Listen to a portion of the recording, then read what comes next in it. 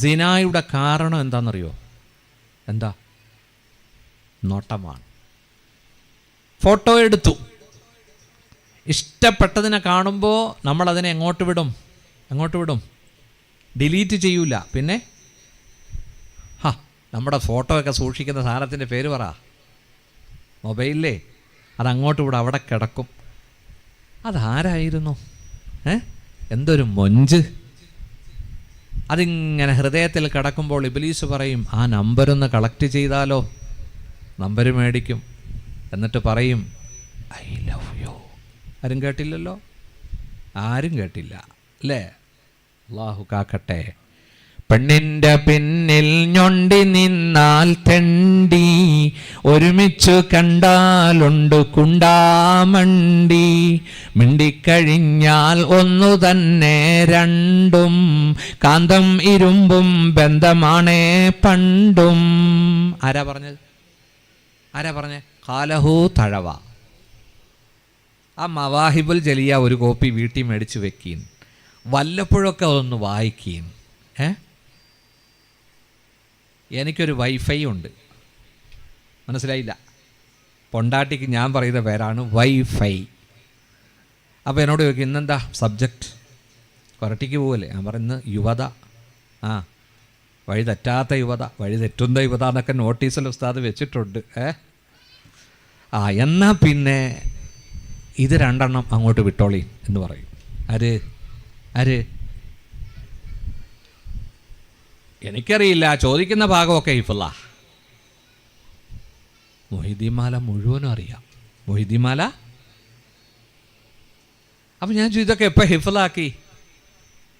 അപ്പം നിനക്ക് ഖുർആൻ എത്ര ഹിഫ്ളുണ്ട്? ഖുർആനിൽ ഉംറയ്ക്ക് ഞാൻ കൊണ്ടുപോയി, അത് കഴിഞ്ഞ് വന്ന് 3 പ്രാവശ്യം ഖുർആൻ മുഴുവനും വിത്ത് മീനിങ് തഫ്സീറോടുകൂടി കേട്ടു. അത്യാവശ്യം ഖുർആൻ്റെ ആയത്തുകൾ ചോദിച്ചാൽ ഇന്ന സൂറത്തിലാന്ന് പറയും. നമ്മുടെ ധാരണ പെണ്ണുങ്ങൾക്ക് ബുദ്ധിയൊന്നും ഇല്ലാന്നല്ലേ? പെണ്ണുങ്ങൾ അബല ചബല എന്നൊക്കെ നോവൽ എഴുതി വെച്ചിട്ടുണ്ട് പലരും.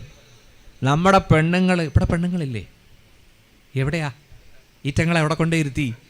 നീച്ചേ താഴെ കൊണ്ടുവരുത്തിയാൽ ഇനിയിപ്പോൾ ഇത് കഴിയുമ്പോൾ ബാറ്ററിയൊക്കെ നിങ്ങൾക്ക് ചാർജ് ചെയ്ത് തന്നിട്ട് ഞാൻ എന്തിലേക്ക് കിടക്കും? ഇവിടെ നമുക്ക് ഒന്ന് പണിയണ്ടേ? ഒരു ഷോപ്പിംഗ് കോംപ്ലക്സും ഒരു മദ്രസയും ഓഡിറ്റോറിയം ഒക്കെ അല്ലേ? ഒരു 15 ലക്ഷം രൂപയാണ് നമ്മൾ ഉദ്ദേശിക്കുന്നത്. നിങ്ങൾ ആണുങ്ങളൊക്കെ അൽഹംദുലില്ലാ ഇന്നലെ ഇന്നും ഒക്കെ നാളെയും തരും. ഇനി പെണ്ണുങ്ങളുടെ കയ്യിൽ നല്ല പൊന്നുണ്ട്. എന്തുണ്ട്? പൊന്നുണ്ട്. ഞാൻ ഈയിടെ ഒരു ഹദീസ് കൊണ്ട് ഒരുപാട് ചിരിച്ചു. മുത്തനബിക്ക് സലാത്തും ചൊല്ലി അള്ളാഹുവിൻ്റെ റസൂൽ പറയാം, നമ്മുടെ പെണ്ണുങ്ങൾക്ക് 2 കാര്യത്തിലാണ് ഷോല്.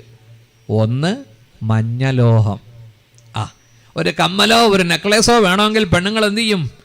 ഒരുപാട് ജുവല്ലറി അങ്ങോട്ട് ഓപ്പൺ ചെയ്യും മൊബൈലിലൂടെ. എല്ലാ ജുവല്ലറി ഇപ്പം വരുമല്ലോ. എന്നിട്ട് പല കമ്മലുകൾ ഇങ്ങനെ നോക്കിക്കൊണ്ടിരിക്കുമ്പോഴായിരിക്കും ഉറങ്ങിപ്പോവുക. അത്ര പൊന്നിനെ സ്നേഹിക്കുന്നവരാണ് ആര്? നമ്മുടെ പൊണ്ടാട്ടിമാർ അല്ലേ? അപ്പോൾ പെണ്ണുങ്ങളോട് ചോദിച്ചാൽ, നരകത്തിൻ്റെ ഒരു ഹദീസ് പറഞ്ഞാൽ, സ്വർഗത്തെപ്പറ്റി അല്പം പറഞ്ഞാൽ നമ്മുടെ പെണ്ണുങ്ങൾ എന്തു തരും? 2 ഗ്രാം 4 ഗ്രാം. ഇന്ന് 4 ഗ്രാമിന് എന്താ വില? 42,000 43,000. 8 ഗ്രാമിൻ്റെ വില 50,000. ഒരു ഉരുപ്പടി ഒരു ആഭരണം കയ്യിൽ കിട്ടണമെങ്കിൽ 1 പവൻ 50,000-ഓളം രൂപയാവും അല്ലേ? അല്ലാഹുവേ പുര നിറഞ്ഞു നിൽക്കുന്ന നിർധനരായ ഞങ്ങളുടെ പ്രിയപ്പെട്ട സഹോദരിമാർക്ക് മംഗല്യ സൗഭാഗ്യം നീ എളുപ്പമാക്കണേ അല്ലാ. പാവപ്പെട്ടവർക്ക് എന്ത് ബുദ്ധിമുട്ടാണ് അല്ലേ? എന്തുമാത്രം ബുദ്ധിമുട്ടാണ് പാവങ്ങൾക്ക്.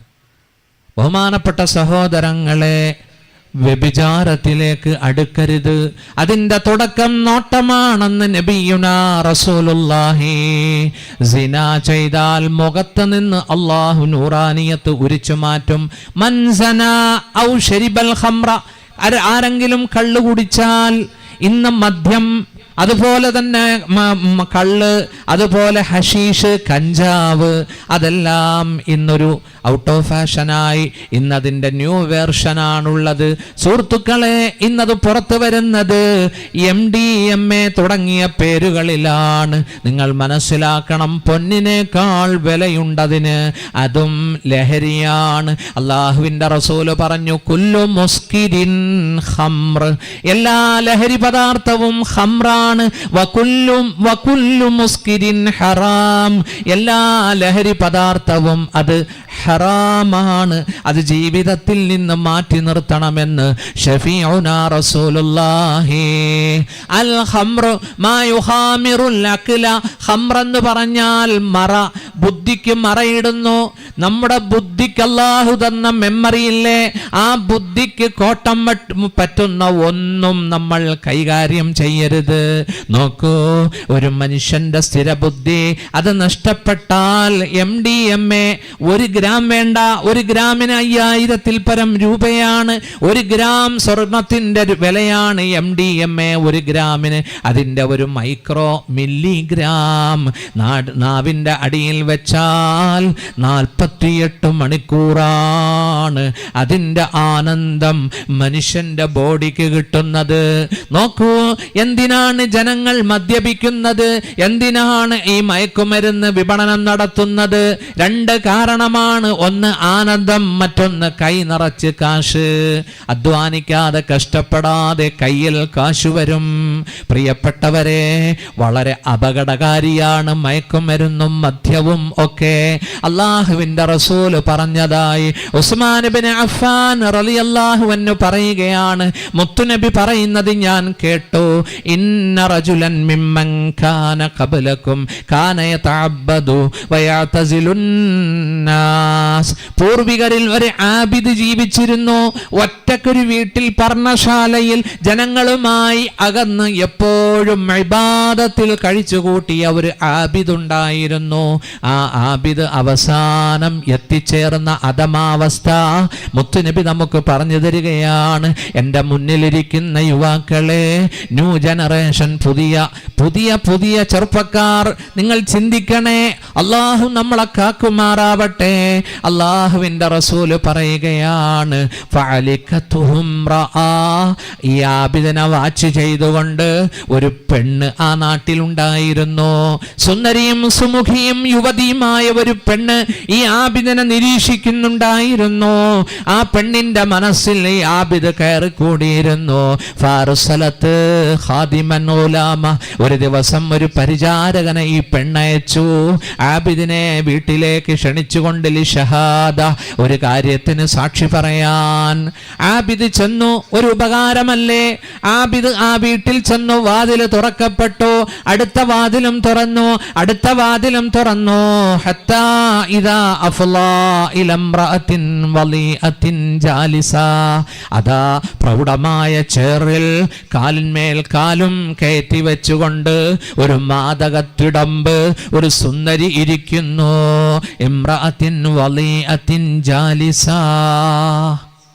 അല്ലാഹുവിൻ്റെ റസൂല് സ്വഹാബത്തിനോട് പറഞ്ഞു കൊടുത്ത കഥയല്ല, ചരിത്രം. കഥ വേറെ, ചരിത്രം വേറെ. മുത്തുനബി പറയുകയാണ്, വഇൻദഹാ ഗുലാമുൻ, ആ സ്ത്രീയുടെ അടുക്കൽ ഒരു കൊച്ചുണ്ട്, ബാലനുണ്ട്. വഇൻദഹാ ബാതിയത്തുൻ ഫീഹാ ഖംറുൻ, ആ പെണ്ണിന്റെ അടുക്കൽ ഒരു ചഷകമുണ്ട്, അതിൽ മദ്യവുമുണ്ട്. എന്നിട്ട് ആ സുന്ദരിയായ പെണ്ണ് ഈ ആബിദിന്റെ മുഖത്ത് നോക്കി പറയുകയാണ്, ഇന്നാ ലം നദ്ഉക ലിശഹാദ, നിന്നെ വിളിച്ചത് സാക്ഷി നിൽക്കാനല്ല, നിന്നെ ഇങ്ങോട്ട് വിളിച്ചത് അൻ തഖ്തുല ഹാദൽ ഗുലാം, ദൈവപ്രീതിക്ക് വേണ്ടി ഈ കുഞ്ഞിനെ നീ ബലി കൊടുക്കണം. അല്ലെങ്കിൽ ഔ തഖഅലയ്യ, എൻ്റെ വികാരം നീ ശമിപ്പിക്കണം, നീ ഞാനുമായി ലൈംഗിക ബന്ധത്തിൽ ഏർപ്പെടണം. ഔ തശ്റുബ മിൻ കഅസിൽ ഖംർ, അല്ലെങ്കിൽ അല്പം മദ്യം നീ കുടിക്കണം. ആബിദ് ഞെട്ടിപ്പോയി. അല്ലാഹുവേ, പുറത്തിറങ്ങാതെ ആരെയും കാണാതെ ദിക്റും ഇബാദത്തും ചെയ്തിരുന്ന ഈ പാപം ഈ പരീക്ഷണത്തിൽ പെട്ടല്ലോ. 3 മാറി മാറി നോക്കി. ഒന്നാമത്തത് കുട്ടിയാണ്. ഈ കുരുന്നിനെ, ഈ നിർമ്മല കുഞ്ഞിനെ എങ്ങനെ കൊല്ലും? മഹാപാപമല്ലേ? രണ്ടാമത് ആ സ്ത്രീ ഒരു മാദകത്തിടമ്പായിരുന്നു. മൂന്നാമത്തത് ചഷകത്തിലുള്ള മദ്യം. അല്പം ആബിദ് ചിന്തിച്ചു, താരതമ്യേന ചെറുതെന്ന് തോന്നുന്ന ആ മദ്യം ആ സ്ത്രീയോട് പറഞ്ഞു, ഇസ്കീനി, എന്നാൽ നീ എന്നെ അല്പം കുടിപ്പിക്ക്. പ്രിയപ്പെട്ടവരെ, ഈ ആബിദിനോട് ആ സ്ത്രീ പറഞ്ഞു, ഞാൻ പറഞ്ഞ ഈ മൂന്നിൽ ഏതെങ്കിലും ഒന്ന് ചെയ്തില്ലെങ്കിൽ സുഹ്തു ഫലഹതുക, ഞാൻ അട്ടഹസിക്കും, നാട്ടുകാരെ കൂട്ടും, നിന്നെ ഫലീഹത്താക്കും സമൂഹത്തിന്റെ മുമ്പിൽ.